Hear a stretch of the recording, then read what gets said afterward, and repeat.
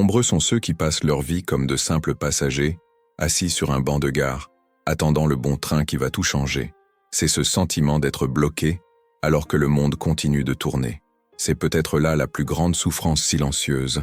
Croire que l'on ne reçoit de la vie que lorsqu'on nous tend la main. Mais et si le secret ne résidait pas dans la demande mais dans le don? C'est le tournant qui sépare ceux qui vivent dans le manque de ceux qui découvrent le véritable pouvoir. Considérez l'histoire du mendiant qui ne savait que tendre la main. Un jour, il découvrit que même une simple fleur sauvage pouvait être porteuse d'une immense signification. Cet échange apparemment anodin révéla l'une des leçons les plus profondes de la vie. Nous avons tous quelque chose à donner, même lorsque nous nous sentons vides. En fait, la valeur ne réside pas dans la taille du don, mais dans l'intention de partager. C'est ce qui éveille la générosité chez les autres. La même logique s'applique au quotidien. Avez-vous déjà remarqué à quel point le sourire d'une personne qui vous sert à la boulangerie fait toute la différence? Le café est peut-être le même, mais le service transforme l'expérience. Voici un exemple concret de la façon dont donner quelque chose qui va au-delà de l'évidence, qu'il s'agisse d'attention, d'énergie positive ou d'un mot d'encouragement, génère un retour. Le mendiant offrait des fleurs, le serveur offrait de la gentillesse. Tous deux ont appris que donner, c'est ouvrir la porte à recevoir. J'ai moi-même vécu cette expérience à un moment donné de ma vie. Travaillant sur un projet avec peu de ressources, j'ai décidé de partager gratuitement de courts conseils dans un groupe en ligne.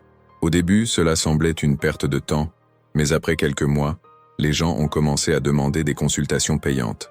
Qu'est-ce qui a changé? La même chose. D'abord donner, puis récolter. C'est l'une des leçons de vie les plus marquantes que j'ai apprises, et je continue de la mettre en pratique aujourd'hui. Ce qui est curieux, c'est qu'en comprenant cette logique, on commence à réaliser que rien n'est vraiment stagnant. La douleur de la stagnation se dissipe quand on découvre que même dans nos moments les plus simples, nous avons quelque chose à donner. Et sans nous en rendre compte, on ouvre la porte à l'étape suivante. Se regarder dans le miroir et se demander si on ne vit pas exactement comme ce mendiant avant qu'il ne découvre sa valeur. Combien de fois les gens se retrouvent-ils à attendre un miracle, comme si quelqu'un allait résoudre leurs problèmes? C'est comme rester au bord de la route, espérant qu'une voiture s'arrêtera pour les prendre. C'est le cas de beaucoup de gens, vivre dans l'attente des autres, sans se rendre compte que leur propre vie est à portée de main. L'une des plus grandes leçons de la vie est de comprendre que personne ne viendra à votre secours si vous n'agissez pas vous-même. En réalité, ce sentiment d'impuissance est plus courant qu'on ne le pense. C'est le cas du jeune qui étudie sans croire qu'il réussira l'examen d'entrée à l'université, du travailleur qui accepte un travail qu'il déteste parce qu'il pense ne rien trouver de mieux. Et au fond, tous deux espèrent que le destin sera clément et leur offrira quelque chose gratuitement. Le problème, c'est que cet état d'esprit épuise la puissance qui existe déjà en eux, les laissant prisonniers de l'attente. Quand quelqu'un dit « je fais tout mais rien ne change », il est généralement pris dans ce cycle.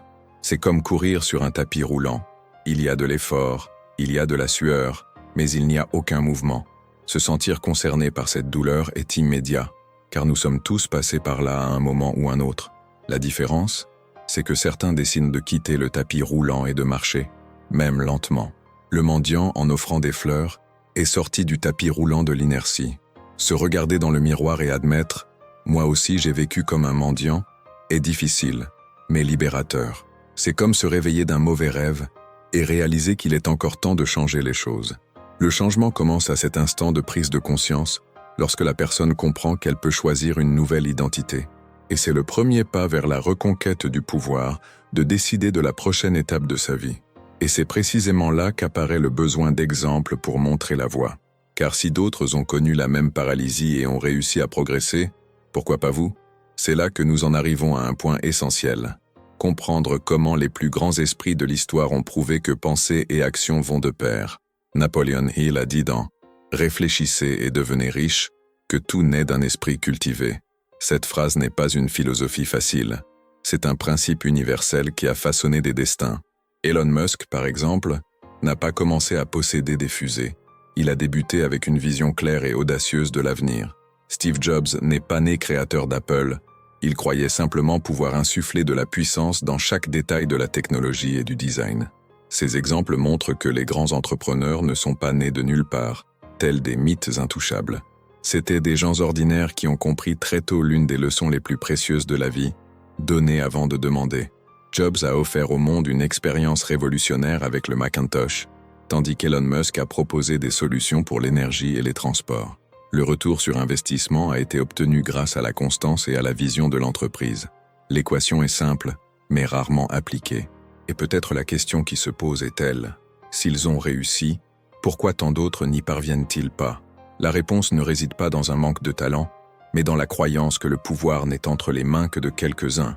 Croire cela revient à renoncer à sa chance de changer. Mais comprendre qu'il est possible de penser et d'agir différemment, c'est se rendre compte qu'il n'y a pas un si grand fossé entre eux et vous. Il est curieux de voir comment cette logique transparaît dans les petites choses. Imaginez quelqu'un qui lance une simple chaîne vidéo pour partager ses réflexions personnelles. Petit à petit, cette personne attire des milliers d'abonnés. Ce n'était pas de la magie, c'était le principe d'offrir de la valeur avant d'attendre la reconnaissance. Ce même principe est présent dans les histoires des géants et dans celles, anonymes, de ceux qui décident de s'élever. Et c'est là que l'urgence du changement devient évidente. Pendant que vous procrastinez, d'autres mettent déjà en pratique ces leçons de vie et en récoltent les fruits. Le temps n'attend pas, et chaque arrêt manqué pourrait bien être le train qui ne reviendra jamais. Chaque jour qui passe sans action, c'est comme regarder un train partir sans embarquer. La scène se répète, et vous restez sur le quai, imaginant ce que ce serait si vous étiez monté à bord. C'est le sentiment amer de la pénurie. Réalisez que la vie ne s'arrête pas pour attendre que vous décidiez. C'est un rappel constant que le temps presse et que seuls ceux qui agissent peuvent réussir.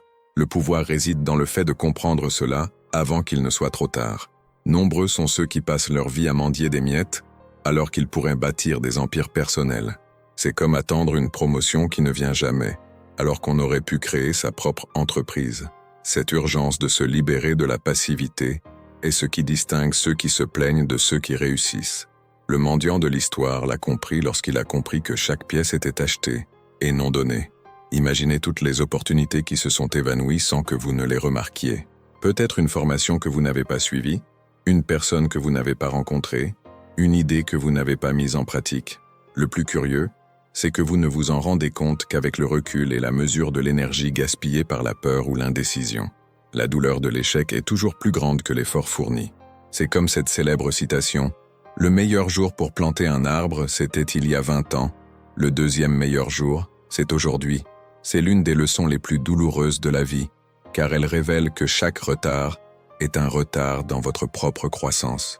Il ne s'agit pas de se précipiter, mais de ne pas remettre à plus tard ce qui peut commencer maintenant. L'urgence n'est pas dans le monde, elle est en vous. Et lorsque l'esprit prend conscience de cette urgence, l'étape suivante est naturelle, adopter une nouvelle identité. Car agir occasionnellement ne suffit pas, il faut changer sa perception de soi. Et c'est précisément là que commence la transformation la plus profonde. Le mendiant n'a pas cessé d'être un mendiant parce qu'il est devenu riche. Il est devenu riche parce qu'il a cessé de se considérer comme un mendiant. C'est là que la véritable transformation se produit. Lorsque l'identité change, les résultats changent. L'une des leçons les plus puissantes de la vie est de comprendre que nous sommes le produit de ce que nous croyons être. Si vous vous voyez petit, vous agissez petit. Si vous vous voyez grand, vous laissez la place à la puissance de se manifester. C'est comme la métamorphose d'un papillon. La chenille n'apprend pas à voler parce que des ailes lui poussent soudainement, mais parce qu'elle accepte sa nouvelle forme. Il en va de même pour ceux qui décident de se considérer comme des créateurs, plutôt que comme des mendiants. Cette transformation est silencieuse, commence dans l'esprit, mais se reflète rapidement dans les actes. Notre façon de parler change, notre posture change, et avec le temps, les résultats suivent. Changer d'identité est un acte concret.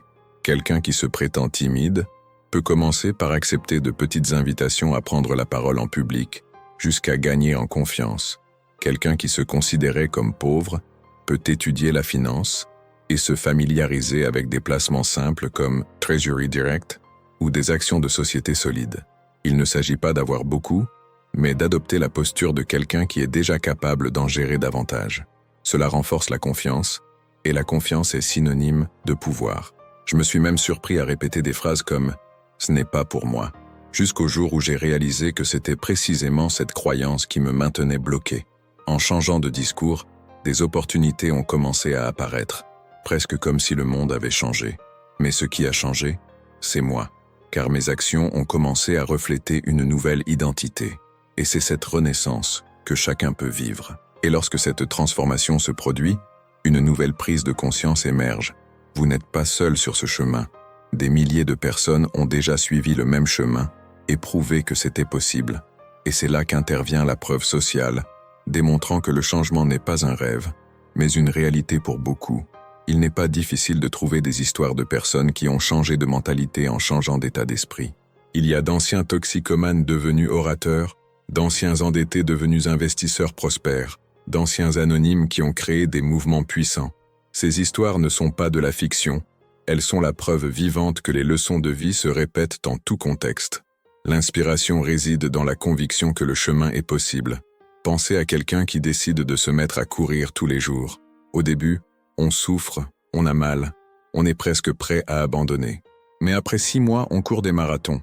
Ce parcours est inspirant non seulement par les résultats, mais aussi parce qu'il prouve que la constance transforme les identités. Si cela s'applique au corps, cela s'applique à l'esprit, cela s'applique au travail. Cela s'applique à tous les domaines. Le pouvoir du changement réside dans la répétition de petits gestes. Ces histoires sont inspirantes car elles permettent aux gens de se reconnaître dans les protagonistes. C'est comme regarder un film où le héros n'est pas né héros, mais l'est devenu. Cela suscite l'identification et en même temps, l'espoir. S'il a pu le faire, je le peux aussi. C'est cette pensée qui mobilise les foules et crée une énergie collective de transformation. C'est là que l'inspiration devient un carburant. Le mendiant devenu entrepreneur n'est qu'une métaphore de tant d'autres histoires réelles. Peut-être connaissez-vous quelqu'un dans votre famille qui est passé de la pauvreté à l'abondance. Peut-être avez-vous vous-même vécu de petites victoires qui prouvent que vous pouvez aller plus loin. Cette preuve sociale est partout autour de nous. Il suffit d'avoir les yeux pour la voir. Et chaque exemple est une invitation silencieuse à agir. Et quand on réalise qu'on n'est pas seul, quelque chose d'encore plus profond naît. Le désir d'appartenir à un groupe qui pense et agit différemment. C'est là que naît la force de la communauté, le lieu où l'on se soutient et où chacun grandit ensemble. Au fond de nous, nous aspirons tous à appartenir à quelque chose de plus grand que nous. C'est pourquoi tant de personnes rejoignent des clubs, des églises, des mouvements ou des communautés en ligne. C'est un pouvoir immense de marcher aux côtés de ceux qui partagent la même vision. Cela améliore les résultats, encourage les jours difficiles, et renforce l'engagement envers le changement. Car seul, il est facile d'abandonner, mais ensemble, la force se multiplie.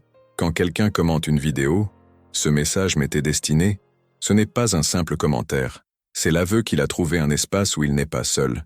C'est le début d'une communauté. Un échange entre des personnes qui ont appris les mêmes leçons de vie et qui s'entraident désormais.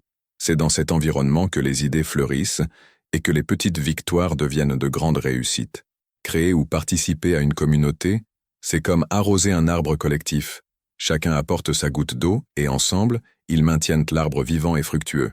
Il peut s'agir d'un groupe d'études, d'un groupe de réflexion ou même d'un espace de discussion virtuel. L'important est de comprendre que partager multiplie ce que l'on a. Le mendiant partageait des fleurs. Nous partageons nos expériences. Et le plus intéressant, c'est que ce sentiment d'appartenance engendre la continuité. Quiconque reçoit une parole d'inspiration aujourd'hui l'offrira à quelqu'un d'autre demain. C'est une chaîne invisible qui étend et renforce tous ceux qui y participent. Ce cycle est ce qui entretient la flamme de la transformation et donne du sens à l'effort de changement. Et à ce stade, il devient clair que tout ce voyage, de la souffrance de la stagnation à la renaissance et à la communauté, est une invitation à changer d'état d'esprit et par conséquent, à changer de vie. Mais avant de conclure, une introduction puissante s'impose pour ouvrir votre esprit et préparer votre cœur à cette histoire.